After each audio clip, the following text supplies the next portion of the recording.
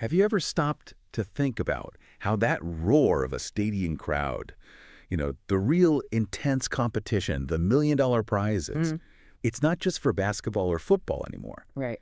It feels like what was once just, kids playing games in their basements has somehow completely transformed. It really has. It's become this global phenomenon, hasn't it? With professional athletes, training just as hard as any traditional sports star. Exactly. And these aren't just games anymore. No, it's esports. It's this whole world where video games have fundamentally changed how we even think about sports, entertainment, competition itself. It really challenges our sort of cultural ideas about skill and athleticism today. Which brings us right to the core question for this deep dive.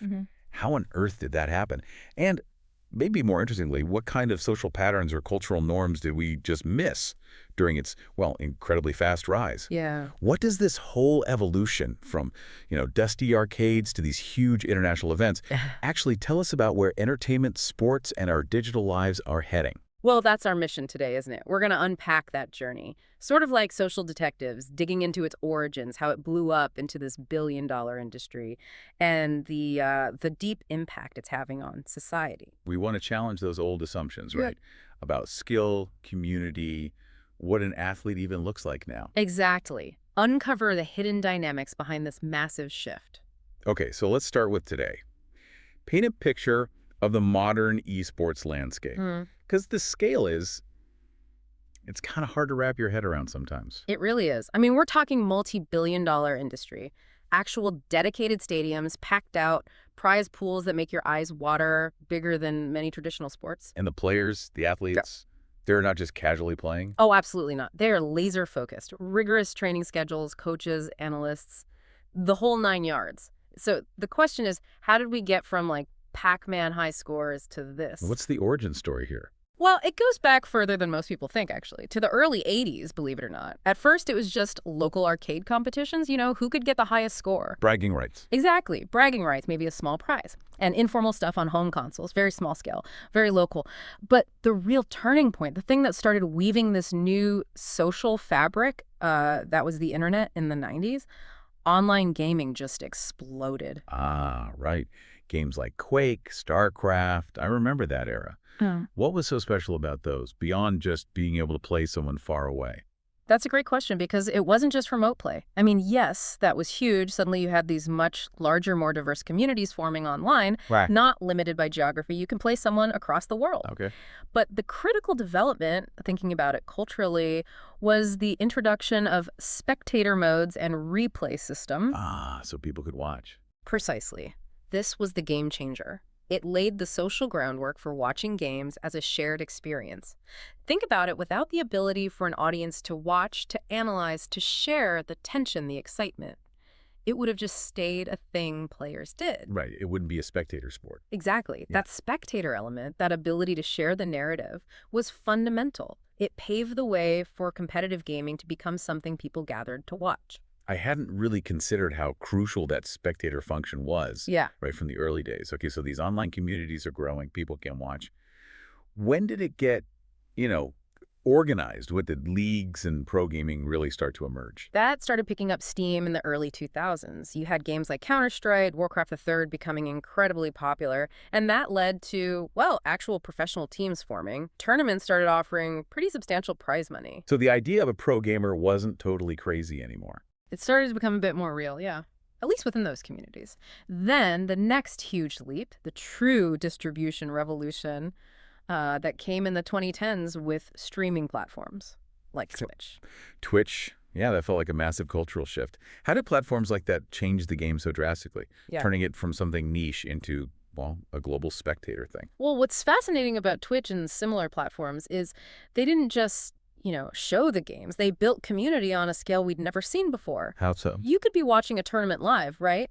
But you're watching it with millions of other people from all over the world, chatting, reacting in real time, feeling that collective energy, building identities around teams, around players. It's interactive viewing? Exactly. It democratized watching sports in a way traditional TV broadcasting couldn't quite replicate. And this explosion in viewership happened right alongside the rise of a specific genre, MOBA games. Multiplayer online battle arenas. Ah, League of Legends, Dota 2, those kinds of games. What made them the killer app for esports viewing. They just hit the sweet spot. They combined deep strategy, like intense team coordination, but also moments of incredible individual skill. It created these natural storylines. Like traditional sports narratives. Yeah, kind of. Big plays, dramatic comebacks, intense rivalries between teams and players. It was just inherently watchable, like a super fast-paced, high-stakes chess match with explosions. They were basically made for broadcasting. Okay, so the audience is there, the games are compelling. Mm-hmm.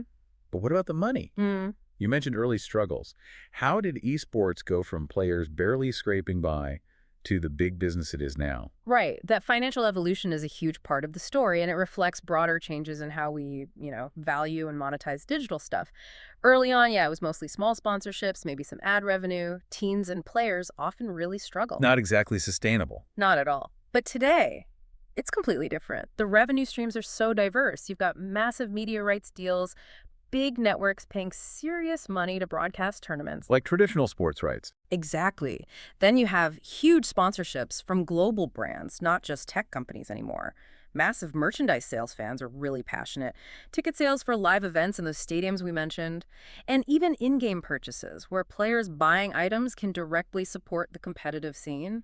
It's a whole ecosystem now. And part of that ecosystem increasingly seems to be these franchised leagues. You mentioned Overwatch League, League of Legends Championship Series. Yeah. That feels very much like borrowing from the NFL or the NBA playbook. It absolutely is. And it's a really significant move, culturally and financially. Team owners pay often huge sums for a permanent spot in the league. So stability. Huge stability. For the teams, it means they can plan long-term, invest in players, build facilities. For players, it means more secure careers. And for the fans, it means consistent schedules, reliable, high-level competition year after year. That's how you build lasting loyalty and, frankly, legacy, just like traditional sports did. It gives the teams a permanent identity, doesn't it? Rather than just being a collection of players that might change constantly. Precisely. And another fascinating aspect, especially when you look at global cultural patterns, is how inherently international esports is compared to many traditional sports. How so? Well, think about it. While many traditional sports are heavily tied to national leagues or specific regions, esports teams and players, they compete globally all the time with relative ease. The internet breaks down those geographical barriers for competition. So you get this truly global melting pot of talent. Absolutely. Teams from Korea playing teams from Europe, players from South America joining North American squads. It fosters this unique global competitive scene, a shared digital arena where national borders, at least for the competition itself, feel much less important. It's a constant cultural exchange. That's a perfect lead-in to the human side of this because, when you talk about players training like athletes, some people still kind of scoff. They picture someone just sitting on a couch. Right. What are the real demands, the unseen pressures on these professional players that challenge that stereotype? This is where we really hit a core cultural assumption about what athleticism even means now. The mental and, yes, even physical demands are often hugely underestimated. Okay, break that down. These pros train for hours every single day, and it's not just random play. It's meticulous practice on game mechanics, deep analysis of opponent strategies, drilling complex team coordination. Think of it like practicing set pieces in soccer, but digitally and much faster. And the pressure. Immense. Competing live, often in front of literally millions of people online, plus the stadium crowds.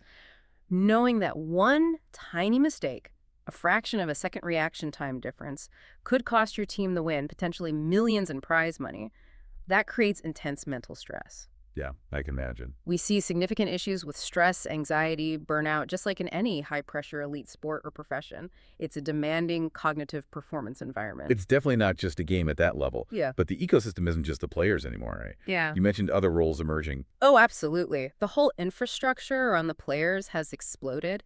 You have dedicated coaches, gameplay analysts, strategists. Like in any pro sport. Exactly. Then you have the broadcast side, charismatic commentators, hosts, production crews, making it all watchable. And then there's this whole other layer of content creators, streamers, YouTubers building huge personal brands around esports. It's created so many diverse career paths. And it's becoming more formalized. Definitely. Look at universities now. They're launching esports management programs, business courses focused on the industry. That's a huge signal of cultural legitimization when academia starts building programs around it. They recognize these are real skills for the modern economy. That is a big shift. What about the relationship with traditional media? Did places like ESPN jump on board right away, or was there some resistance?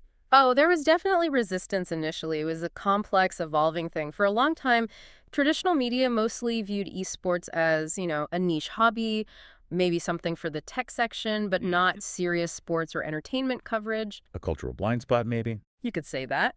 But as the audience numbers just kept climbing, becoming undeniably massive, that skepticism had to shift. Now, you see major media companies investing heavily, buying broadcasting rights, creating dedicated esports content. Money talks, and the audience was undeniable. It shows how fast cultural relevance can pivot. So it's grown incredibly fast, but it feels like it's still kind of the Wild West in some ways. What about rules, regulations, ethics? Are those keeping pace? That's a really important area, and honestly, it's still very much developing. The industry is trying to establish its own norms and standards, but it's tricky. You have big questions around player contracts, ensuring fair treatment. There are concerns about anti-doping. Doping in video games. Yes, absolutely. Performance-enhancing drugs, typically stimulants for focus and reaction time, are a real concern. Then there are issues around gambling and match fixing as the stakes get higher. And a huge challenge is the lack of global standards. Regulations differ wildly between countries and even between different game leagues. It makes things like international tournaments and consistent fair play quite complicated. They're still negotiating what integrity looks like in this digital space. That fragmentation sounds tough to manage. But despite those growing pains, overall cultural acceptance seems way up, right? Oh, significantly. It's much more widely accepted as a legitimate form of competition, as real entertainment. But, there are still hurdles. You still encounter that viewpoint that gaming is just a waste of time or even a negative influence, especially for kids. Old stereotypes die hard. They do. Often it comes from a lack of understanding of the skill and strategy involved. The industry itself is also grappling with responsibilities, addressing concerns about gaming addiction, promoting healthy gaming habits. It's an ongoing public conversation about values. Okay, so let's pull back again. Looking at the big picture, what are the broader ripples? How is esports changing culture and the economy beyond just the gaming world itself? The impact is surprisingly wide. Culturally, it's really reshaping how we think about community and identity. You see traditional sports teams, big-name athletes, investing in esports teams, streaming themselves, playing games. Creating crossover appeal? Exactly. Yeah. Blurring the lines between established and emerging entertainment. And maybe more profoundly, it's creating these incredibly strong, often global fan communities.